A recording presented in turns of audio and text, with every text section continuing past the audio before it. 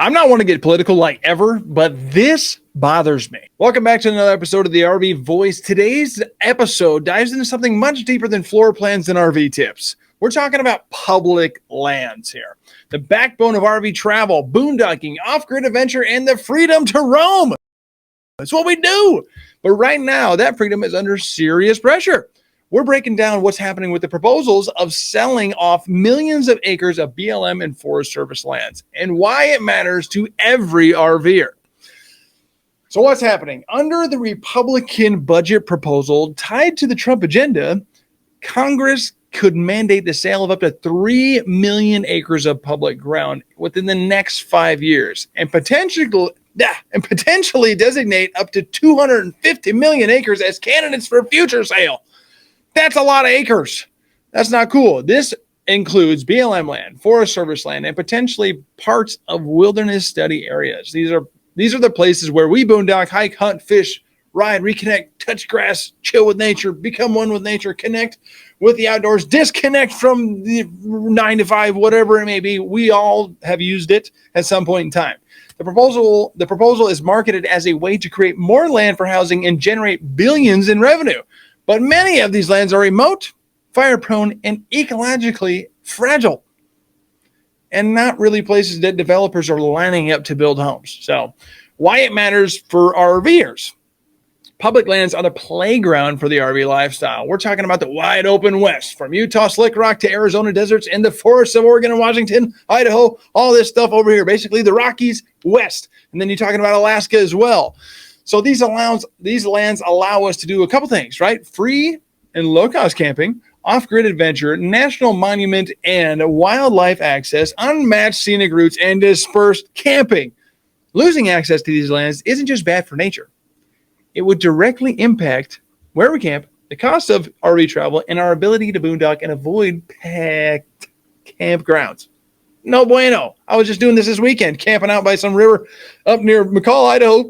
Had a great time. BLM land. Weird.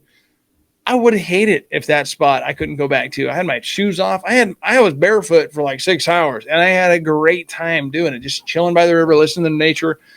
I needed the reconnection or disconnection from, honestly, electricity. I feel the buzz all the time. But anyway, I'm a big proponent of BLM land and, just having our own land, having public grounds. It's America. Freedom. Anyway, as this land becomes privatized, it's fenced off, sold off, and locked up, and usually forever. If it was my land, I wouldn't let a lot of people on it either. This is how it'd be. But what's already happening here? So this isn't just a theory. Under Trump's previous administration, we saw major expansions in these 3 things: oil and gas leasing on public grounds, timber and mining prioritization, and rollbacks of national monument protections. Now, efforts are being made to double down. Alaska's National Petroleum Reserve is back in play for drilling. Monument lands in Utah and New Mexico are once again at risk, and the BLM is under pressure to reduce what's off limits. So conservation and backlash. So conservation groups are calling this the most aggressive public land sell-off since the Reagan era. It's been a while since the Reagan era. This is a new era. Obviously, there's more people than from back then, but still, it's a major issue. I'm a big proponent of keeping public ground public, but is what it is. Outdoor companies, hunting and fishing groups, RVers, and environmentalist watchdogs are sounding the alarms, and as they should. It's America. Freedom, public grounds, national parks. Teddy Roosevelt did this stuff for a reason. Conservation is a real deal, and there's some beauty out there that, honestly, there really isn't. A lot of it's not even livable unless you're living on the side of a mountain, which is mostly a rock face, those places. But anyway, local officials are also warning that public land loss won't fix the housing crisis that we're having and will irreversibly damage the ecosystems and recreational spaces that we all enjoy. So think fewer trails, more fences, and less freedom. Again, this is America.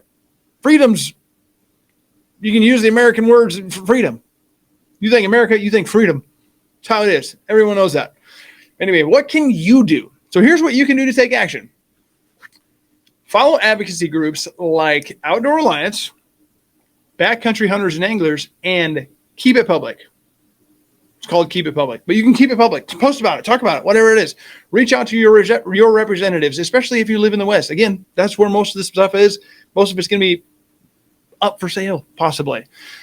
Use and document your time on public grounds or public lands. Show why they matter. Go up to the hill, go up to any space that you like, take pictures of it.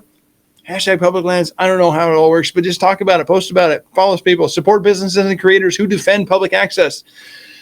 It's scary to me, honestly, because I've used it a lot for many years as well. BLM land, public grounds, public lands, national parks, federal, state parks, whatever it may be. It worries me a little bit that it's going to be sold off. And I don't have the money to really do the means of buying off land. Plus, I don't want just a little bit. I want a lot of it. I want to be able to go check it out.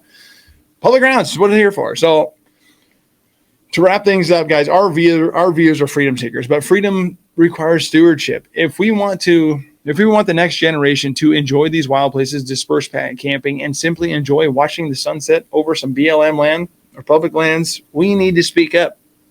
So thanks for tuning in. Talk about it. What do you think? I want to know. Like, subscribe, tell us the things, join us.